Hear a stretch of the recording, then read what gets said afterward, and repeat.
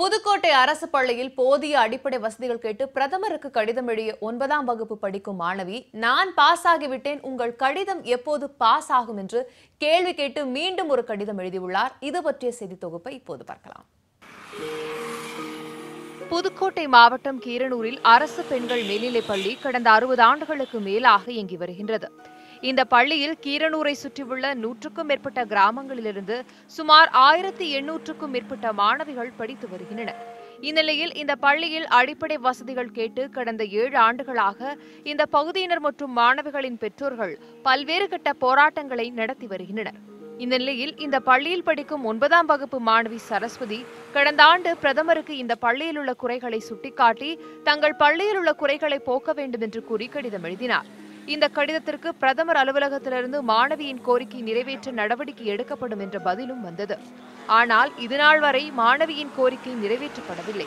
இந்நிலையில் மாணவி சரஸ்வதி 9ஆம் வகுப்பிலிருந்து 10ஆம் வகுப்பிற்கு தேர்ச்சி பெற்ற பின்னர் கடந்த மாதம் மீண்டும் பிரதமருக்கு கடிதம் எழுதியுள்ளார். அந்த கடிதத்தில் தான் 9ஆம் வகுப்பிலிருந்து 10ஆம் வகுப்பிற்கு பாஸ் ஆகிவிட்டதாகவும் உங்களது கடிதம் எப்போது பாஸ் ஆகும் என்றும் கேட்டுள்ளார்.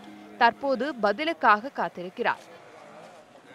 நான் மோடிக்கு நான் 9th-லேருந்து 10th பாஸ் ஆகிட்டேன், நீங்கள் உங்கள் கடிதம் எப்போ பாஸ் ஆகும்னு திருப்பி லெட்டர் அனுப்பிவிட்டு அவங்க சொன்னாங்க, நானும் பாஸ் ஆகிட்டேம்மா, உங்கள் தமிழ்நாடு கவர்மெண்ட்டை சொல்லியிருக்கேன் அப்படின்னாங்க.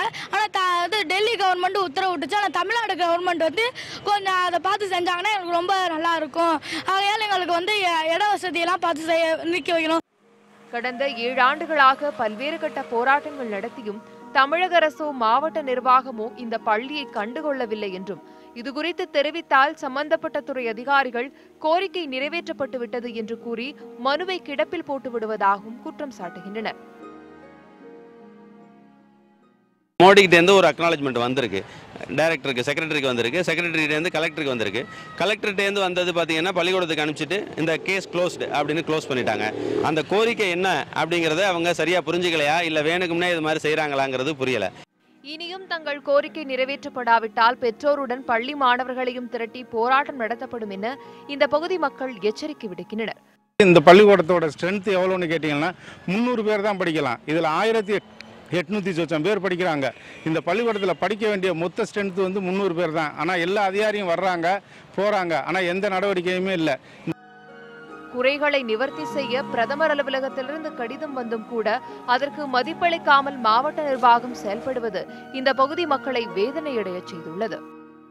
மாணவியின் கோரிக்கையை நிறைவேற்ற மத்திய மாநில அரசுகள் நடவடிக்கை எடுக்குமா என்ற மாணவியின் கேள்வியோடு புதுக்கோட்டையிலிருந்து ஷேக் அப்துல்லா, நியூஸ் 18 தமிழ்நாடு.